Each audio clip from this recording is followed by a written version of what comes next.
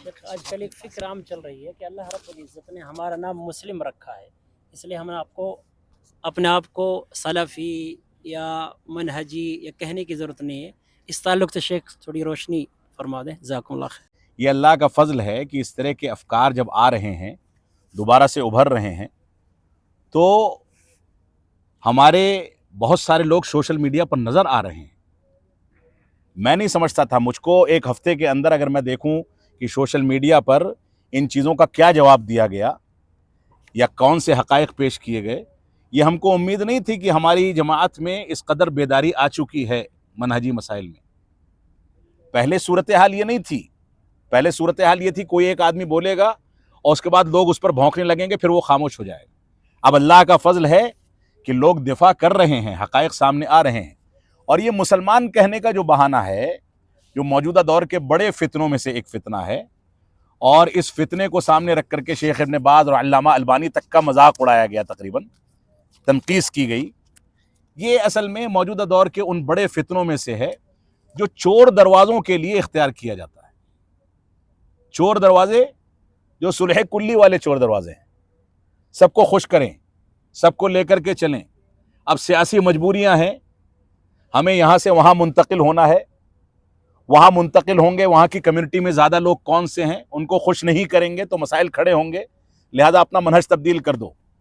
یہ اللہ کے بندوں کا وتیرہ نہیں ہوتا۔ ہمارا وتیرہ ایک ہی ہے، ہمارا منہج ایک ہی ہے۔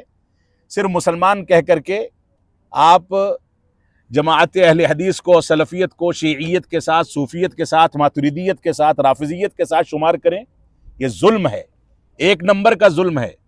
جماعت اہل حدیث پر اگر کوئی اس کے نام پر اعتراض کرتا ہے تو گویا اس نے صحابہ اکرام کے منہج پر اعتراض کیا ہے، کیونکہ یہ نام اور یہ صفتی نام صحابہ اکرام کا منتخب کردہ ہے۔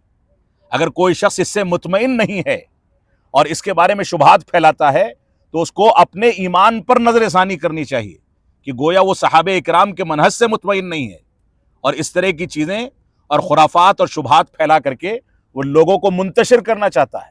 اس کے نتائج اچھے نکلنے والے نہیں ہیں۔ بہت ساری جگہوں پر آپ ہندوستان میں یا دنیا کے دوسرے ممالک میں آپ دیکھ لیں، مسلمان ہر جگہ غیر مسلم جب ان کو ہانکتا ہے تو ایک ہی لاٹھی سے ہانکتا ہے۔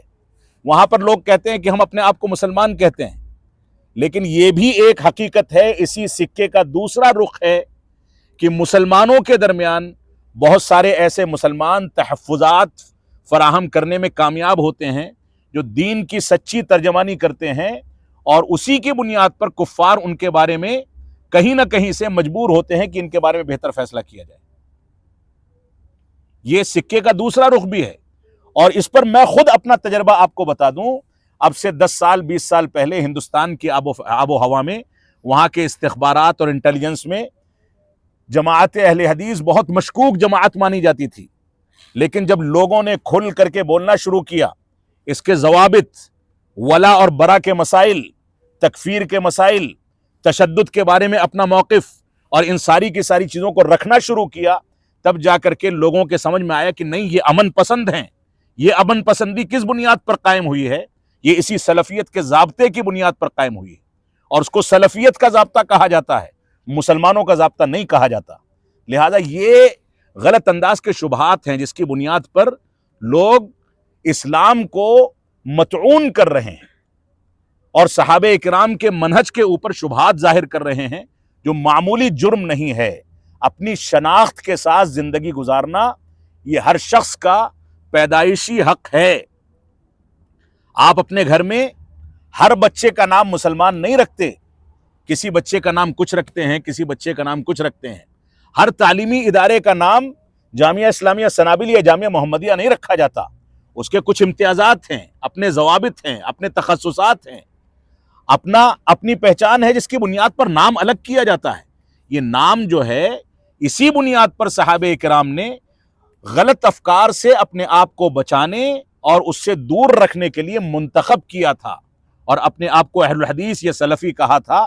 اسی بنیاد پر ہم اپنے آپ کو سلفی اہل حدیث کہتے ہیں، اور ہم کو اس پر فخر ہے۔ ہم کہیں گے، دنیا کی کوئی طاقت ہم کو نہیں روک سکتی، کیونکہ ہماری بنیاد سریت پر یا کسی مخفی ایجنڈے پر نہیں ہے. ہم جو کہتے ہیں دنیا کے سامنے کھل کر کے کہتے ہیں. ہم جو کہتے ہیں وہ قرآن میں ہے, جو کہتے ہیں وہ حدیث میں ہے, جو کہتے ہیں وہ صحابہ کرام کے فہم میں ہے. اس میں کوئی غموض نہیں ہے, کوئی چیز مخفی نہیں ہے, کوئی چوری نہیں ہے, کوئی ڈکیتی نہیں ہے, بلکہ سب کچھ واضح ہے, ویسے ہی واضح ہے جیسے 1400 سال پہلے واضح تھا, اور آج بھی واضح ہے, اور ایسے ہی قیامت تک واضح رہے گا جب آپ اپنا امتیاز اختیار کریں گے.